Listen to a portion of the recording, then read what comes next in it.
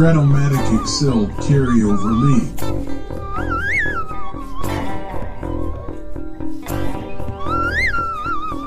Brought to you by the Shrimp Troll.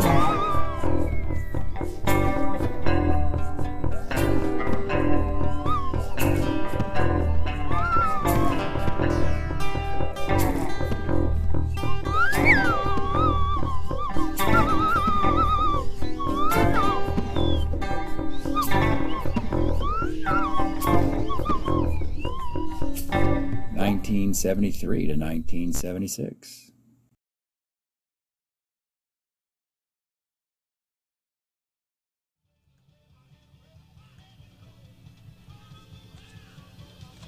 Welcome back, baseball fans, to another opening day of the 1973-76 Carryover League.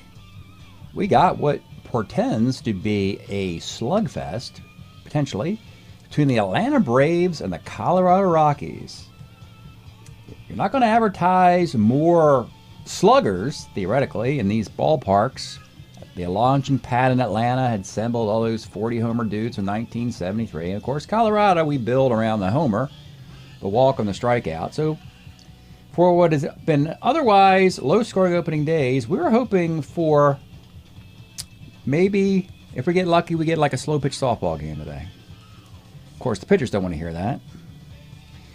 Speaking of that, the pitchers today, the Atlanta Braves, the visitors, will send Phil Niekro out there with his brilliant 74 card, 20-game winner, 2.38 ERA.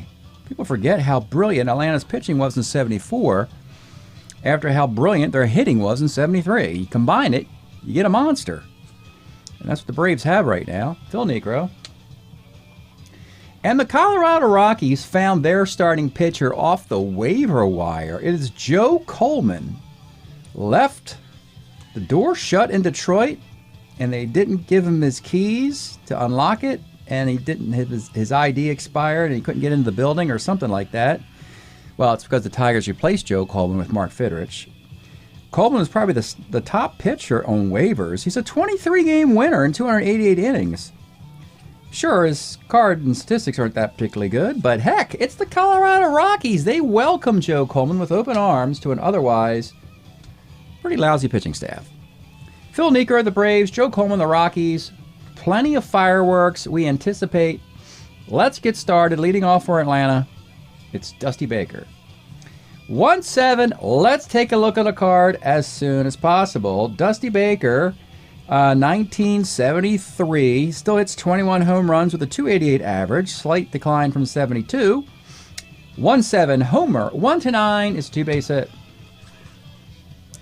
Batting second, oh yeah, Davey Johnson. 65 homer, 1-5 off Joe Coleman. It's a fly ball. Maybe the wind doesn't carry so well in April in Colorado, who knows. Batting third, Ralph Garr. 1-8, triple 1-7, and we got a run. It's an RBI single, Braves on the board. Batting fourth, Hank Aaron. 3. Oh yeah, folks, buckle up. This could get kooky and crazy today. 3-6, Hank only had 40 homers, which puts him third on his own team in 1973, with a 301 batting average. Just 12 doubles. We'll ignore that for the moment. 3-6, that's gone. Hank and the Braves are now up 3-zip. And now you can understand why Joe Coleman may have been left out of the building in Detroit. Batting fifth, the 41 homers of number 41, Darrell Evans. 39's a walk. Now you got Rico Carty. 3-6 flies to center, and with 2 outs, it's Frank Tepedino. Flies to right. 3-0. As they settle into their chilly chairs here in Colorado, they asked the fans to bring a snow shovel. As they got overnight, it kind of came down a little bit, so they like them to shovel out their seats before they sit. And so that's what we're looking at here in Colorado. Bottom of the first, leading off for the Rockies is Don Money. 2-11, pops to short. Jim Lytle, 58, flies to right, and with 2 outs, Rick Auerbach, 111, short. Top of the second, Marty Perez, 59, short X. Shortstop, 329, makes the play. Mersey Oates and Johnny Oates, 3-6, flies to center. And with 2 outs, it's Dusty Baker. 34, flies to center field. Bottom of the second, it's Rick Monday. 47's a K. Joe List, 39, is a base hit. Jim Mason, 5'10", catcher's card. 3-5 Johnny Oates, ground ball C. And with 2 outs, Dave Kingman, 48. Well, there's a strikeout. Hardly surprising. Into the third, Davey Johnson. 37's a K. Ralph Garr, 46, flies to center. Hank Aaron, 46, a strikeout. Bottom half of the third. The champion of summer, Champ Summers, 58, fly ball to right. Probably too early in the year for him. Dave Dunkin' Donuts, 2-8, double 1 to 5, and a fly ball to left. For the 200 hitting catcher. And Don Money, 48, is a K. Well, if you're looking for optimism for Colorado, last year they were in last place for most of the year. Then they rallied late in the schedule, climbed all the way up to second place, which is how they drew Atlanta, unfortunately, this year, as a second place team instead of a fourth place team. That's the good news. The bad news is that year-to-year propositions, they don't usually continue. There's no guarantee that they're going to keep that momentum going, these expansion teams, because a lot of times the farm system is a randomized extra player list of that Strat-O-Matic prints as the extra player cards. Most of the traditional MLB teams protect the 20-man roster players as best they can. Expansion teams like Colorado, Las Vegas, Portland, Arizona, Florida, Ohio players, Toronto, Seattle, they get the leftovers, as we often say. Top of the fourth, it's Darrell Evans, 58 Ks. Rico Suave, 6'10", short X. This is Jim Mason, a 329, and he makes the play. And with 2 outs, it's Frank Tepedino, 2-5, the whiff. Bottom of the fourth, it's Jim Lytle. 3-6 is a sky to right field. Rick Auerbach, 48, is a K. And with 2 outs is Rick Monday, 46 is a wall 4. Joe Liss, 43. First X, your first baseman, Tepedino, 40-13, and he makes the play. We go to the 5th inning. All happened in the first inning thus far. Marty Perez, 1-7 is a K. Johnny Oates and Mersey Oates, and he grounds the first with Ivy. Back up top to Johnny E. Baker, 1-9, double 1 to 12, gets it. And Davey Johnson, 58, a swing and a miss. Bottom of the 5th in Colorado. Let's pause a moment for station identification. This is the Shrimp Trawler video channel. Este es el canal de videos de camaroneros. Bottom of the 5th, it's Jim Mason. 311 is a fly ball to right. Dave Kingman, 55. A triple 1 to 2, 2 base hit. The champion of summer, 45, flies left. And with 2 outs, Dave Dunkin' Donuts, 2-5 is a walk. 2 on 2 outs. Here's what you need, Colorado. One big swing. That's all you really need to get back in this thing. Back up top, Don Money. Here's the pitch. 59 off Necro. He rolls to second base. Braves have just sent one more batter to the plate, yet they're up by 3. Into the 6th, Ralph Garr, batting champion of 1974. 111, rolls to first. Hank Aaron, 57, single 1 to 3, lines out. And with 2 outs, Darrell Evans, 411. Left X. Out there, oh boy, Dave Kingman, 40-16. Fly ball B on his 4ness. So we got a little snow cone on that, literally with the snow in the stands. Almost popped out the top of his glove. He managed to hang on. Joe Coleman survived 6 innings. After what looked like a disaster in the first, he settled down nicely. Bottom half of the 6th. Here is Jim Lytle, 59, second. Rick Auerbach, 47 is a K. And with 2 outs, it's Monday, 68, Liner to third. Again, Necro has an outstanding card in 74. Proving it today. Top of the 7th, it's Rico Suave. 1-6. Let's take a look at the Rico card of 1975. 18 dingers, a 308 average. He had gotten injured, banged up in Atlanta, so he moved over to the American League to Cleveland. Became a designated hitter, but folks, we have universal DH in our league, so the National League, sure, Atlanta was going to hold on to him, plug him in as their DH. 1-6 is homer 1-8 fly ball, but it's a fly ball after all the fanfare. Frank Tapadino, 47, a strikeout. And Marty Perez, 310, single on a 14, lines out on a 17. How about the last 6 2/3 innings put in by Mr. Joe Coleman? Nothing. Still 3-zip. If you got up and went to the restroom after the Hank Aaron homer in the first, you didn't miss anything. Bottom of the 7th. Stretch time here in Colorado, the Rocky Mountains, and we got the mountains, okay? We have Mountain. We got Nantucket Sleigh Ride burning up the airwaves here today, folks. 1971. What an LP by these guys. Probably their best. Traveling in the Dark, probably my favorite pick here. Don't Look Around, Nantucket Sleigh Ride to Owen Coffin. What a great record. Mountain, the predecessor of the heavy metal Leslie West and so forth movement. One of the initial building blocks of that, you could say. They love their hard rock. Here with the hard rock of Colorado. Bottom of the 7th. Haven't scored. Need to get on the board. Need something against Necro. It'll be number 5 hitter, Joe Liss. 55, triple 1-2 is a triple for Liss. He's at third base. Now you got Jim Mason. 39 is a base hit to left field, and that scores the run, and the Rockies are on the board. The tie run comes to the plate. Necro's a starter 8. No danger of breaking here in the 7th. And it's Dave Kingman. 1-6, there's another strikeout.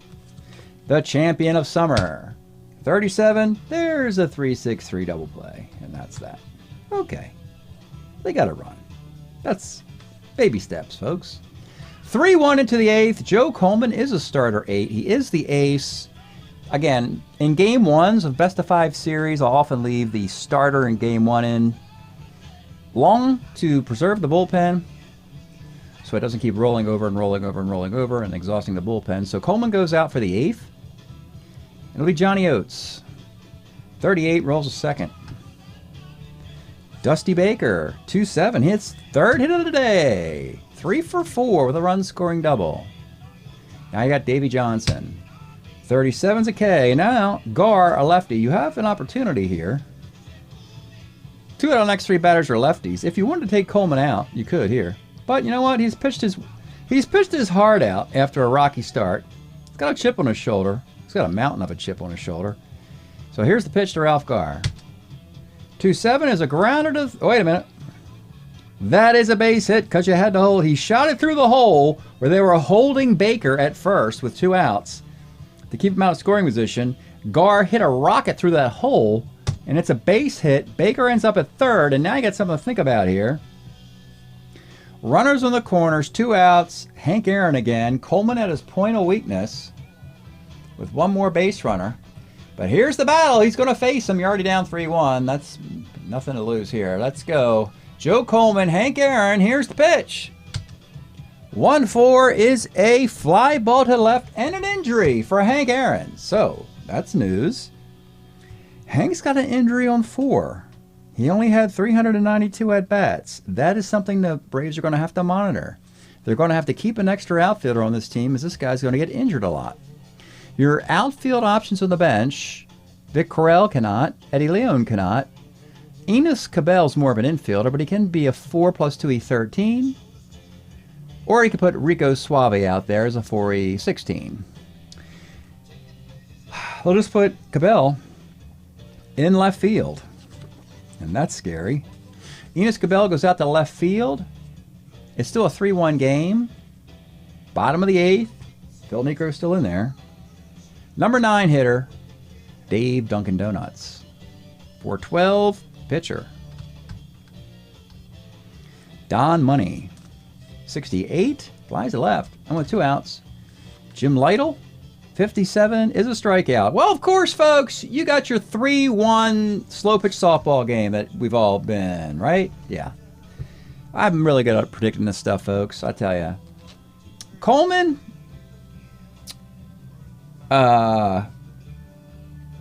He's just on I'm leaving him in there. I know. Yeah, I'm leaving him in there. He's just on such a roll since that first inning. He deserves a chance of getting a potential walk-off victory. So he'll begin the 9th. 2 base runners, he's gone.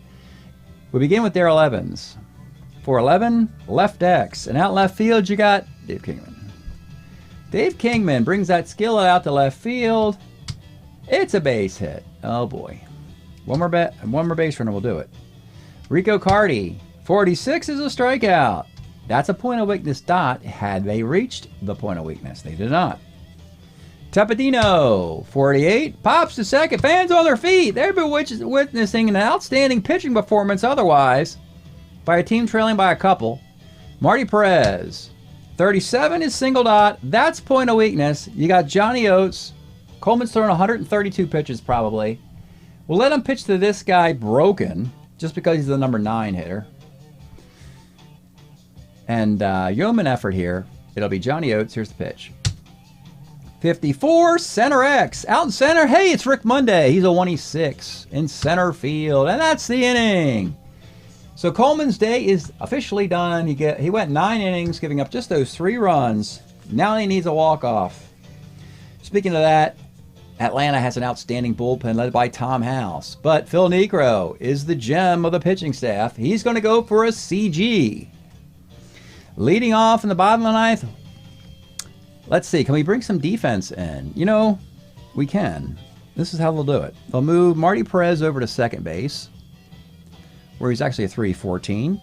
They'll insert Eddie Leon to shortstop, where he's actually a 3-21. And Rico Suave will exit. That'll put such and so forth, or Tepedino, I guess. Yeah, let's put... we also had an injury, do we not? Yeah, let's leave Carty at first. Carty will move to first. Tepedino goes to out of the game. Davey Johnson goes to DH. That leaves only Vic Carell on the bench. Into the bottom of the 9th. Phil Niekro. He'll have his work cut out against the middle of the Rocky lineup, beginning with Rick Auerbach. Here's the pitch. 1-7, let's take a look at Rick Auerbach's card. If you're wondering, folks, is there a particular player who can maximize his potential as a role player for an extended period of time of dominant statistical opportunity? It's this guy. Rick Auerbach had all of 73 at-bats in 1974, hit 342, and here's the curious thing. After 75, and after 76, and after 77, when his card needs to be renewed, he comes right back with another 321 year in 1978, which means this dude, Rick Auerbach, can roll 8 straight years of hitting 320 plus together. Tremendous advantage. One of the biggest outlier marginal players who probably had a lifetime 200 average. For 8 years, he's going to hit over 300. Does that put Colorado in the World Series? No. Because you need about 20 of those guys to get a team like the Rockies to a World Series. But they have Auerbach, which is why he bats third and why he just got a single. The tie run is Rick Monday. Let's take a look at him before he swings. Here's your star player, Rick Monday. Famous in L.A. for the 1981 Blue Monday homer in Montreal in the 10th inning. He had 32 dingers for the 1976 Chicago Cubs. Here he is in Colorado representing the tie run. And here's the pitch to Rick Monday. 56 off Niekro, double 1-6 is a base hit. You got runners on the corners. Now, the game has changed. Now, maybe we take Niekro out as he's about to hit his point of weakness. And if he puts another guy on, he could be responsible for a defeat. And so that's what they're going to do. Niekro is pulled. Those 2 runners, he cannot Worst case is a no decision. They're going to go to the outstanding closer of 1974, Tom House. If you're wondering, you saw the Negro card. Phil and his 238 earned run average was only the third best pitcher, if you can believe that, in the launching pad. Because Tom House brought a 192 ERA as the best pitcher on Atlanta, and Buzz Capra had a 228 ERA as the second best pitcher for 1974 Atlanta. Tom House. I'm not sure this is the same Tom House that mentored TB12 in the NFL, but it'd be a cool story if it was. Anyway, bottom of the ninth, runners in the corners, nobody out. The batter will be Joe Liss. They're going to play it back, looking for a double play. Here's the pitch to Joe Liss. 1-8 is ball four, and the bases are loaded for your Colorado Rockies. Here's a couple things to note. House is the pitcher. They're not going to hook your closer. So lefties Mason and Summers can be pinch hit for without repercussion. And speaking of that, we may as well go right away to Andy Costco. Let's take a look at Andy. Oh my goodness. Boy, if there really was a designated hitter in the National League in the 1970s, boy, the Cincinnati Reds would have plugged in this guy. My goodness. Andy Costco at 280 in 1973 with 9 home runs and 118 at-bats. Absolutely obliterates left-handed pitching. This is what the Colorado Rockies are built on. One big 3-run homer. They're like they're like Earl Weaver's managerial style with no pitching or defense whatsoever, which is this. Baltimore was all pitching and defense. So that's what the Rockies are trying to do. The tie run is at second. Atlanta is going to play back, hoping for a Andy Costco double play. And here is the pitch. 1-7 on cue. Andy Costco crushes one deep into left field. It is gone. A granny in the bottom of the ninth. And it's delirium here in Colorado as the Rockies have come back for a 5-3 win here in Denver. Oh my goodness, folks. Tom House can't do anything. And in the dugout with a towel around his neck, leading the cheers is Joe Coleman, who gets a complete game victory. That is it. Pinch hit, grand slam homer, Andy Costco, and the Rockies deliver a 5-3 win. Tom House takes the loss. He walked the batter, and then he gives up the 2-run homer. He'll take the loss. Negro no decision. Coleman a complete game victory. After the break, we'll give you the results of games 2. Dick Drago at home against Buzz Capra. Then when we go to Atlanta, Sam McDowell for the Rockies versus George Stone, battle of lefties. Rick Rhoden for California against Bill Grief in Atlanta. So we'll give you that after the break, so stay tuned. All right, folks, we're going to give you the results of this series between the Colorado Rockies and Atlanta. And here's game 1. Rockies got the walk-off granny by Costco. 5-3 winners, Colorado Rockies. Break it up. It's only going downhill from here. But it takes a while for that to happen, I guess. Game number 2, pitching duel in Colorado. Buzz Capra, Dick Drago. Well, it's about long balls. There were 3, which is an odd number, which means one team is going to have more than the others. The team that has Darrell Evans and Hank Aaron is going to beat the team that has Joe Liss, which means it's Atlanta.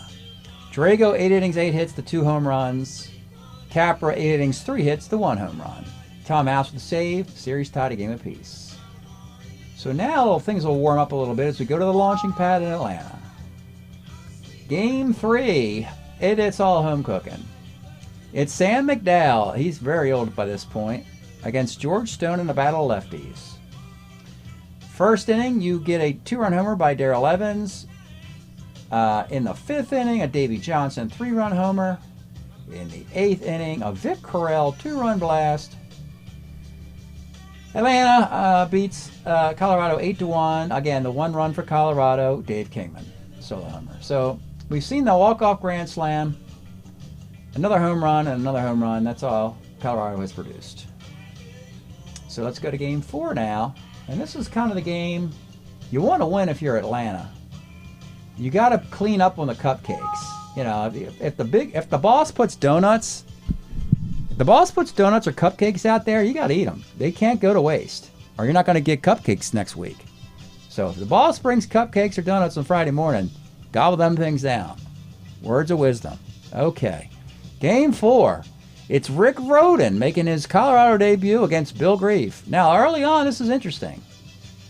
2-run homer, Frank Tepedino, Atlanta. But in the 3rd inning, Jim Lytle and Rick Monday homers, Dave Kingman homer, and a Rick Monday homer, because that's Colorado, and that's how they score their runs. They got a 5-2 lead. Rhoden is a starter 6. He puts a couple guys on in the 6th inning, about to hit the point of weakness, but a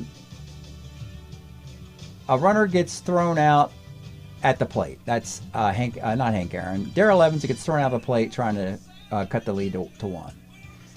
Rhoden's pulled from the game because he put two guys on in his point of weakness inning, but he's got a 5-2 lead, and you're thinking, okay. Colorado goes to Al Fitzmaurice and Ron Reed. Now, historically, Al Fitzmaurice was the number 2 starter a year ago. I think he might have been the number 1 starter. And Ron Reed was the number 1 starter a year ago. Both have been moved to the bullpen, and right now, it's looking like a horrific move. Because Al Fitzmaurice and Ron Reed get lit up like little bonsai Christmas trees. Both of them. Fitzmaurice was allowed to pitch an inning with 7 runs and 7 hits. Ron Reed was allowed to pitch an inning with 4 runs and 6 hits. Just devastating defeat.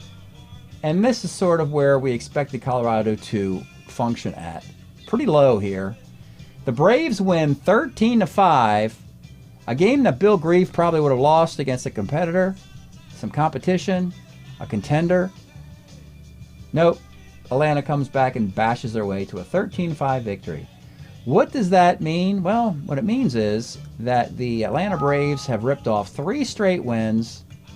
They win the series 3-1, putting themselves at the top of the National League East. So thanks for checking this out, and we'll see you next time.